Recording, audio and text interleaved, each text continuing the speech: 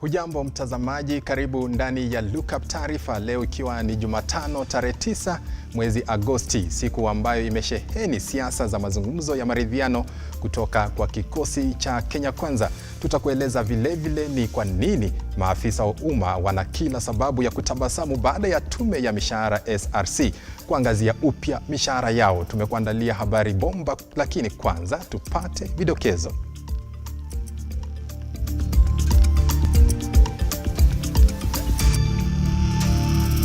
The president and the deputy president, their salaries have been retained from where they were previously. Na kwenye Lookup Taarifa, mawaziri wa serikali kukatwa mishahara huku mishahara ya rais na naibu wake ikisalia vile. Mazungumzo ya maridhiano kati ya upinzani na serikali ya ngwananga kwenye ukumbi wa Bomas Kadamnasi, huku serikali ikisisitiza hakuna handshake.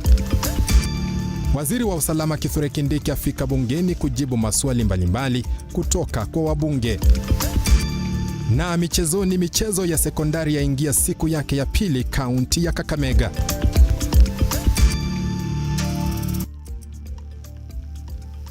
Karibu ndani ya Lookup Taarifa. Kumbuka habari hizi zinakujia moja kwa moja kupitia runinga yako ya Lookup kwenye Signet na kupitia kurasa zetu za kijamii. Kwenye ukurasa wa Facebook utatupata Lookuptv sawia na ukurasa wetu wa YouTube na ukurasa wetu wa Twitter. Ndani ya studio siko peke yangu, ninaye mwenzangu ambaye ananisaidia kwa lugha ya ishara, anajulikana kama Philista Adundo. Mimi kila wakati utaniita Henry Tende na nitaitika bila wasiwasi wowote. Tunaanza rasmi ambapo maafisa wa serikali sasa watapata nyongeza ya mishahara kati ya 7% na 10%. Haya ni kwa mujibu wa mwenyekiti wa tume ya mishahara nchini Lynn Mengich.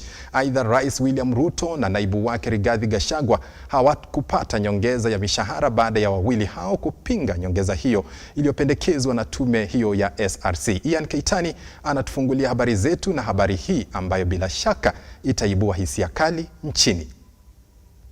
Wakenya wakiendelea kukabiliana na gharama ya juu ya maisha, maafisa wa serikali ikiwemo wabunge wataendelea kula vinono baada ya tume ya kudhibiti mishahara SRC ikiongozwa na mwenyekiti Lynn Mengich kutangaza nyongeza ya mishahara. The average increase is 7 to 10% over a 2-year period, inclusive of the existing notch increase which averages 3% annually. Tofauti na maafisa walio chini yao, Rais William RUTO na naibu wake watapata nyongeza hiyo baada ya wao kupinga wazo hilo mwezi uliopita. So there is a review for state officers as well.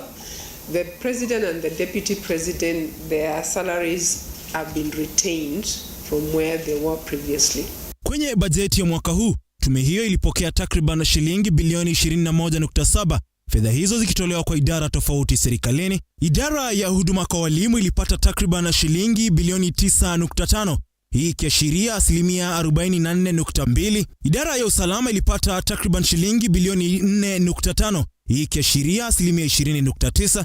Serikali za kaunti zilipata takriban shilingi bilioni 4, ikiashiria 18.8%. Huduma kwa umma ilipata takriban shilingi bilioni 1.8, ikiashiria 8.5%. Maafisa wa kaunti walipata takriban shilingi milioni 408.9, ikiashiria 1.9%. Afisi ya rais na naibu wake ilipata takriban shilingi milioni 126.9, ikiashiria 0.6% ya fedha hizo. Maafisa hao wa serikali wakipata nyongeza hiyo ya mishahara, tume hiyo imedokeza kutupiliwa mbali kwa marupurupu ya mkutano katika idara tofauti, huku marupurupu ya usafiri wa ndani ya nchi kwa maafisa wa serikali ukipunguzwa. Retreat allowance. Payment of retreat allowance in addition to the basic salary amounts to double compensation and consequently ceases to be payable. Daily subsistence allowance for local travel has been standardized across the country for the respective grades. Mengich alielezea kiwango ya mishahara ikilinganishwa na mapato ya taifa kuwepo chini ya 7.5% inayotakikana. So the ratio of wage bill to GDP has declined from 8.4% in financial year 2017-18 to 7.53% and projected to continue reducing. It is projected to 7.9% as I alluded to it earlier. So against a target of 7.5% for developing countries. Akizungumza na wanahabari, Mengicha alidokeza tume hiyo kupata maombi ya mabilioni ya nyongeza ya mishahara kila mwaka, akidai kwa tume hiyo itaendelea kuweka mikakati ya kuhakikisha malipo ya mishahara itakuwa zaidi ya mapato ya taifa. So in total, just for those 3 years, the commission received requests worth 98.8 billion and only approved 12.9 billion. So that goes to demonstrate how the commission is continuously ensuring that the wage bill is not outpacing the revenue of GDP growth by continuously applying the principle of fiscal sustainability. Ian Keitani, Lookuptv. Kamati yenye wanachama 10 itaanza rasmi vikao vyake siku ya Jumatano wiki ijayo. Rais William RUTO amekariri mazungumzo hayo hayatahusisha mipangilio ya handshake na kuwa hoja zitakazojadiliwa ni hoja ambazo hazihusiani vyovyote vile na kugawanwa kwa mamlaka. Leo ikiwa ni siku ya kwanza ambapo kamati ya mazungumzo kati ya serikali na upinzani imeandaa kikao cha pamoja na kufungua rasmi mazungumzo hayo, kiongozi wa nchi Rais William RUTO amesimama kidete na kuambia upinzani wasitarajie handshake katika mazungumzo hayo. Walilete fujo kwa Moi, wakapatiwa cooperation. Wakakuja wakasumbua mzee wetu Kibaki mpaka wakawapatia nusu mkate. Wamekuja wakazungusha Uhuru mpaka wakaenda na handshake. Mimi nawatangazia mapema mchana, hii ya hasla hii, hiyo wasahau. Kwa hii serikali hakuna handshake, hii serikali hakuna nusu mkate. Kama kuna kazi imebaki ni kazi ya hawa vijana, ndio tuwafanyie kazi. Suala la kupigwa msasa mitambo ya IEBC ya uchaguzi uliopita likiwa baadhi ya masuala upinzani wanataka kamati hiyo ya pamoja kuangazia, Rais RUTO ameonekana kupinga vikali wazo hilo, akibaki imara kuwa halitaangaziwa. Mnataka tuendelee ati kuongea mambo ya saba? Ati wao sijui kiongozi gani atapata nini? Wewe rais ni wetu na sisi tulikuchagua tukijua nini tunafanya. Tulijaribu kushawishiwa na yule rais wetu aliondoka tukuache, tukamwambia tukuachi. Mimi nilikuwa nasukuma mzee kwa mlima, mayanga ile kuanguka tulianguka hujaiona. Na huko siwezi rudi tena. Nyinyi mnataka watu ya kuingia serikali kupitia kwa dirisha? Rais RUTO amekashifu Raila Odinga akisema ana mazoea ya kuhujumu serikali zilizopewa mamlaka na wananchi kupitia vurugu ili apate mgao wa serikali hiyo. Kiongozi wa taifa sasa ametoa onyo kwa upinzani kuwa hawatapewa nafasi ya kuvuruga amani kupitia misururu ya maandamano. Kenya will never again entertain currency around violence. Violence can never be part of the currency of the political equation of the Republic of Kenya. Rais ambaye amepiga kambi mkoa wa Kati leo ameambia wakazi wa Nyeri kuwa muda wa siasa nchini umeisha na sasa umewadia wakati wa kuchapa kazi ili kuinua maendeleo ya nchi. Rais akitaka upinzani kujiepusha na siasa za mapema, kutoa nafasi kwa viongozi kuwahudumia wa Kenya. Sasa kazi ya viongozi wananchi walimaliza. Hakuna tena mjadala itafanyika ati kiongozi fulani apate chochote. Ile mazungumzo iko ni vile vijana hawa watawapangia ajira, vile mkulima mazao yake itapata soko, vile Kenya tutazalisha uchumi, vile tutafukuza umaskini, vile tutashughulika na matibabu ya wananchi, Kenya ibadilike. Ama namna gani? Tayari siasa za ni zipi hoja kamati hiyo itatafuta mwafaka zimedhihirisha misimamo mikali kutoka kwa pande zote mbili na kuibua wasiwasi kuwa huenda mazungumzo hayo yakatibuka tena. Henry Tende, Lookuptv. Tukiachana na hayo, mpenzi mtazamaji, ni kwamba waziri wa usalama Kithure Kindiki amethibitisha kuwa kitengo cha usalama kilikuwa kinafahamu uwepo wa Worldcoin nchini, japo haikuwa bayana iwapo taarifa binafsi za Wakenya zilikuwa hatarini. Akiandamana na mwenzake wa habari Eliud Owalo mbele ya bunge, hata hivyo wamesema kuwa serikali imeweka mikakati kuhakikisha taarifa binafsi za watu haziko hatarini. Ruga Ival na maelezo zaidi.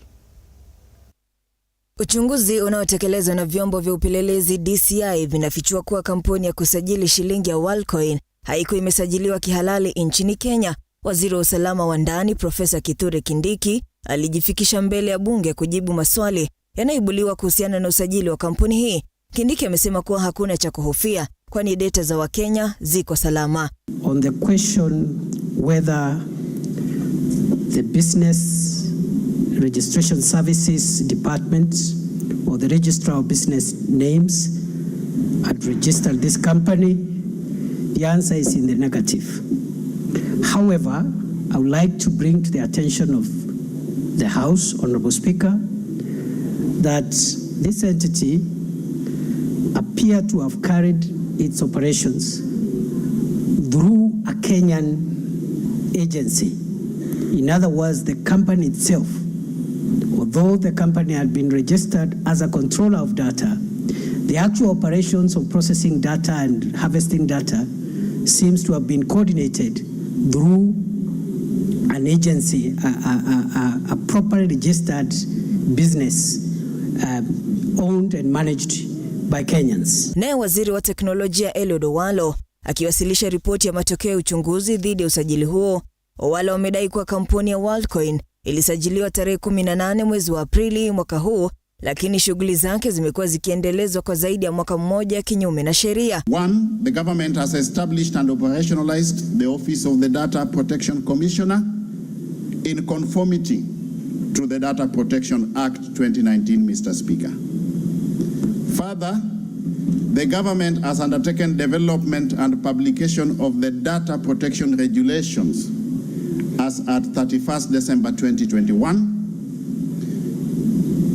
The government has also been conducting regular inspections and audits of entities registered as data controllers, Mr. Speaker, and data processors, and also undertaking regular investigations on breaches of the Data Protection Act 2019. In the same vein, Mr. Speaker, the government has undertaken development and implementation of personal data training curriculum. Akieleza kuwa mnamo mwezi wa Mei mwaka huu, idara za kuhifadhi data zilisimamisha shughuli zake kwa siku 60. Aidha, kulingana na Owalo, ameeleza kuwa uchunguzi wa jinsi taarifa za wasajili zitatumika bado unaendelezwa. The government has undertaken public sensitization on data privacy and cyber hygiene.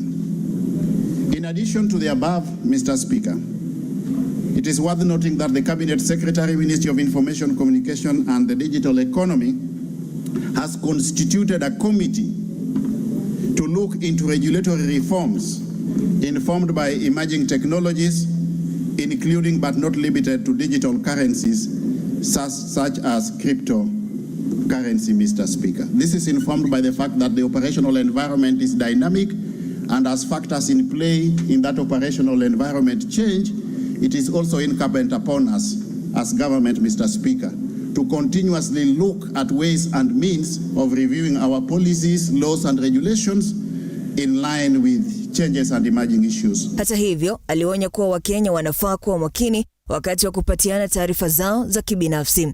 Wabunge waliibua hisia mseto kuhusiana na ripoti iliyowasilishwa na mawaziri hao wawili. Robert Mbui, mbunge wa Kathiani, akihofia kuwa mitandao ya kidijitali nchini Kenya imekuwa ikidukuliwa mara kwa mara, swala linalohatarisha usalama wa data za Wakenya, akipatiana mfano wa udukuzi wa mtandao wa eCitizen uliotukia hivi majuzi. The question I have for the Cabinet Secretary is, was there a lapse in intelligence service? Because what these people were doing must have been advertised. That is how they got Kenyans to go and get the service. I want them to assure this House that the government of Kenya is going to invest in crime prevention so that we don't behave as if we are reactionary to carry out investigations. Maybe these people who came here, the Worldcoin, they have already gotten what they wanted. The government is currently undertaking investigations to establish the intended objectives of the exercise by Worldcoin. Ruga Ival, Lookuptv. Naam, tukiangazia masuala kuhusiana na mazungumzo ya kamati ya pamoja ni kwamba viongozi wateule wa pande zote mbili za serikali na upande wa upinzani wamefika leo kwenye ukumbi wa Bomas kwa ajili ya mazungumzo ya maridhiano baada ya kukubaliana kuhusu utaratibu utakaoongoza vikao hivyo. Mazungumzo rasmi yanatarajiwa kung'oa nanga siku ya Jumatatu kama anavyoripoti Stanley Lugalia. Hatimaye mazungumzo yaliyosubiriwa kwa hamu na gamu baina ya mirengo ya Kenya Kwanza na upande wa upinzani ikiongozwa na Kalonzo Musyoka na kiongozi wa walio wengi bungeni Kimani Ichung'wah hii leo imeashiria kuendelea kama ilivyoratibiwa iking'oa nanga katika ukumbi wa Bomas mjini Nairobi. We have held a very successful meeting this morning and as indicated we have agreed that we will begin the dialogue process once we frame the agenda items, and I think we should be ready with that by Monday. As agreed, we will have the secretariat that will be supported by Parliament. Hata hivyo, mazungumzo rasmi yatang'oa nanga Jumatatu juma lijalo baada ya pande mbili husika kuweka hoja zao muhimu katika kikao cha kwanza cha leo. We shall not negotiate, and this is important for us, for any form of power sharing with the Kenya Kwanza alliance or put any personal interest ahead of the interests of our people. Fellow Kenyans, we ask for your continued prayers and support so that we may find a lasting solution to the challenges that bedevil our nation. Upande wa Azimio umeshikilia kuwa lazima kuwepo mazungumzo ya kuongezeka kwa gharama ya maisha, jambo ambalo upande wa Kenya Kwanza unaonekana kuleta makataa. We have to agree on how we frame the agenda because the two sides have the different agenda items. But more importantly, we have said we are going to work as a team. Mrengo wa Azimio unaongozwa naye Kalonzo Musyoka umeshikilia kuwa mazungumzo hayo yataanzia pale kiongozi mwenza Otieno Amollo aliacha kwenye mazungumzo ya maridhiano ya hapo awali. We have heavy issues before us. We know we will agree. We may disagree on some, but we all engage in good faith and with mutual respect for each other and for Kenyans and in the best interest of the country. Siku ya Jumatatu juma lijalo, mazungumzo haya rasmi yanatarajiwa kung'oa nanga. We've been given an appointment to come on Monday to formally present our request. So we will be here on Monday after receiving a communication from the two chairs of the bilateral. Kimani, Lookuptv, Nairobi. Habari hiyo imeandaliwa na kutiwa sauti na Wairimu Kimani na wala si Stanley Lugalia kama nilivyokuarifu hapo awali. Kufikia hapo mpenzi mtazamaji, tunachukua mapumziko mafupi, lakini usicheze mbali. Tuko na mengi tumekuandalia tukirudi, ikiwemo spoti.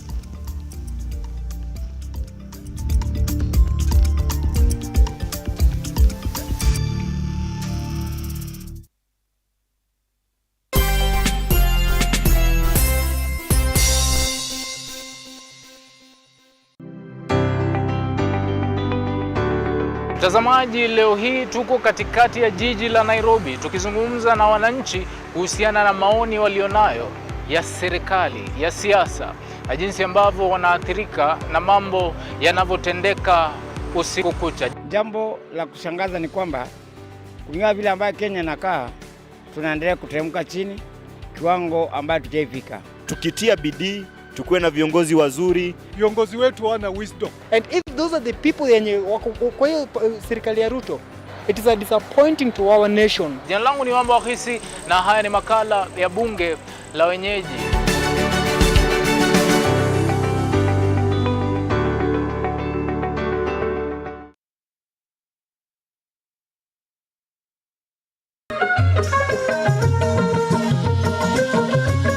Karibu mtazamaji kwenye kipindi cha jamii na itikadi.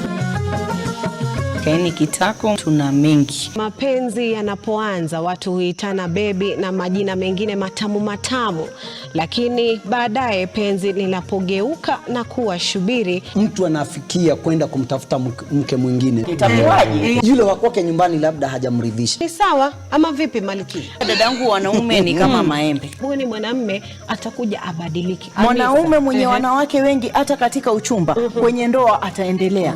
Mtu na tabia yake hawachi. Ile umbo la kike likishaanza, kila kitu kishaanza kuwa mahali pake. Ningependa kukuona. Sijaenda mahali ambapo mimi nilisikia mtu ati huyu alikuwa shujaa, alikufa katika mstari wa mbele wa ndoa. Sijawahi sikia mimi.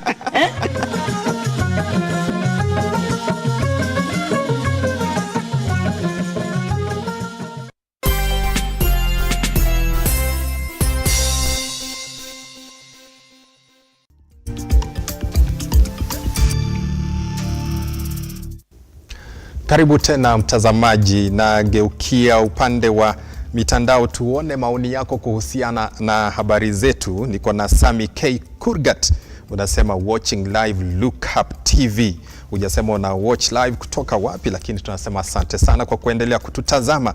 Mwingine hapa ni Ray Kibeth Bengat, unasema Lookup Taarifa at Nakuru West Kaptembwo. Kaptembwo. Unasema unatutazama ukiwa Nakuru, eneo la Kaptembwo. Tunasema asante sana Ray Kibeth. Mwingine hapa ni David Muturi, unasema tuned in. Asante sana David Muturi. Na wa mwisho ni Bet Aaron, unasema unatazama ukiwa Kabianga. Tunasema asante sana kwa kuendelea kutazama runinga ya Lookup. Tukisonga mbele ni kwamba dereva mmoja wa trailer ya mafuta amefariki dunia baada ya kukumbana na ajali mbaya katika barabara kuu ya Webuye na Malaba. Kwa mujibu wa walioshuhudia ajali hiyo, trailer hiyo ilipoteza mwelekeo na kubingiria kabla ya kulipuka. Amina Abdurrahman na mengi zaidi. Dereva wa trailer la kubebea mafuta ameteketea moto hadi kufariki kufuatia ajali iliyoshuhudiwa mapema hii leo katika barabara kuu ya Webuye kuelekea Malaba. Ikanipitako tu kidogo na nikaiona hiyo Nisa nikapinduka pia. Kuangalia mbele naona hii trailer sasa imeanza kupringika. Na mimi kwa ajili ya baisikeli pia mimi nikiangua mtaroni nikaanza kupringika kidogo. Ikakata waya ya stima, nikaangua karibu na waya ya stima. Hata nilikuwa nafikiri waya ya stima ndio inanichapa mimi. Lakini tena nikapringika. Kuamuka tu hivi. Trailer imeanguka penye nimeamukia tu. Kulingana na walioshuhudia ajali hiyo, trailer hilo lilikuwa likitoka Ndegelewa na kupoteza mwelekeo katika eneo la Sikata, huku juhudi za wanabodaboda kuiokoa maisha ya dereva huyo zikiambulia patupu. Kitu ambacho nimeona tu hapa na kuna kijana tu wa boda mmoja alijaribu kuokoa huyu mtu wa trailer. Shida tu yenye alifanya hata angetoka mzima, alikuwa amefunga belt na akashindwa kufungua. Akachukua sweta, tumeangalia tu akajifunika kwa uso. Ile moto ya kwanza ya pili ndiye imefanya huyu jamaa akaungua. Kamanda wa polisi wa Bungoma Francis Koli ametoa wito kwa watumizi wa barabara kuwa waangalifu na kuzingatia masharti ya barabarani.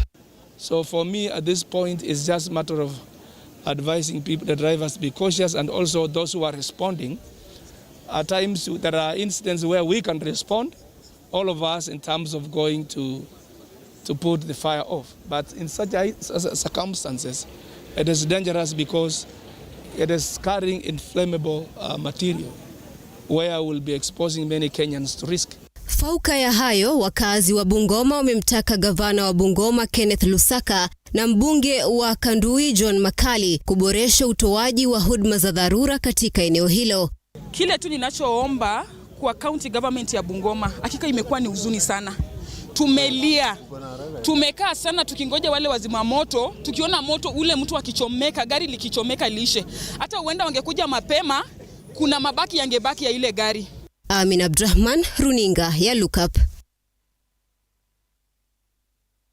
Ni kisa cha kuhuzunisha kupoteza Mkenya mwingine katika ajali ya barabarani. Tukisonga mbele ni kwamba wazazi wa wanafunzi waliolagaiwa mamilioni ya fedha kwa mpango wa ufadhili wa masomo nje ya nchi hii leo wameandamana mjini Eldoret. Wazazi hao wanaomba kurudishiwa fedha zao baada ya wanao kukosa kupata nafasi za elimu nje ya nchi walizoahidiwa na uongozi wa kaunti.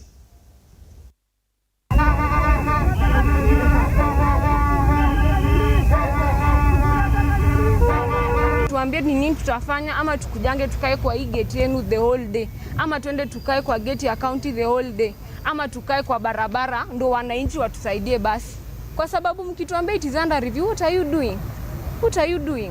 No, we are very tired. Help us bring this matter into a swift conclusion. Every child here has dreams. Janet here has dreams. Sharon has dreams.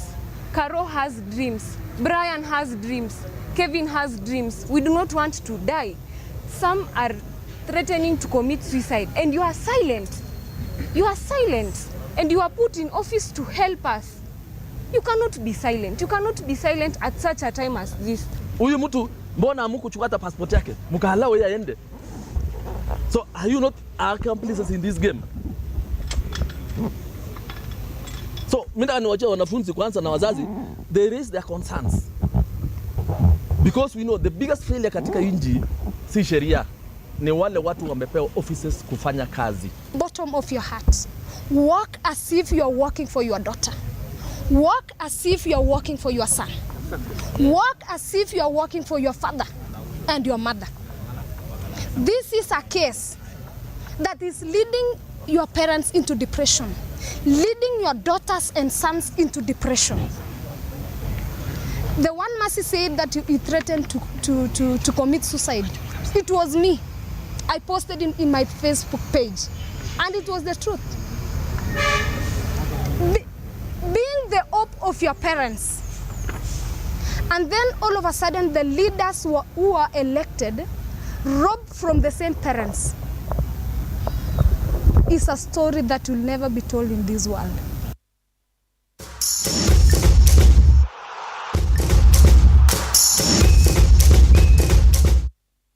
Tudunde viwanjani ambapo mashindano ya shule ya upili yameshika kasi katika shule ya upili ya kitaifa ya Kakamega.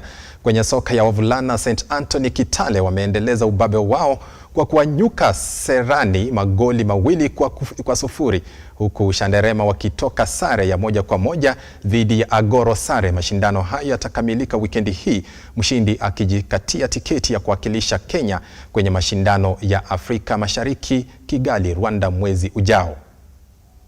To expose them on the media. These boys are appearing in this stage for the first time, so we expect such kind of maybe performance towards the end. So going forward, I know they are getting the experience they need. Na tukisonga mbele ni kwamba shule ya upili ya wavulana ya Embu ya Raga yenye wachezaji 15 kila upande imekita kambi Mlima Kenya kujiandaa kwa mashindano ya Afrika yatakayoandaliwa jijini Huye nchini Rwanda. Kikosi hicho kina matumaini ya kutoa ubingwa wa Afrika Mashariki, mashindano hayo yakitarajiwa kung'oa nanga tarehe 14 mwezi ujao. Shinde twende more than East Africa. Our boys are physically fit. We have undergone many training sessions as we are preparing them for the East African of Rugby 15th.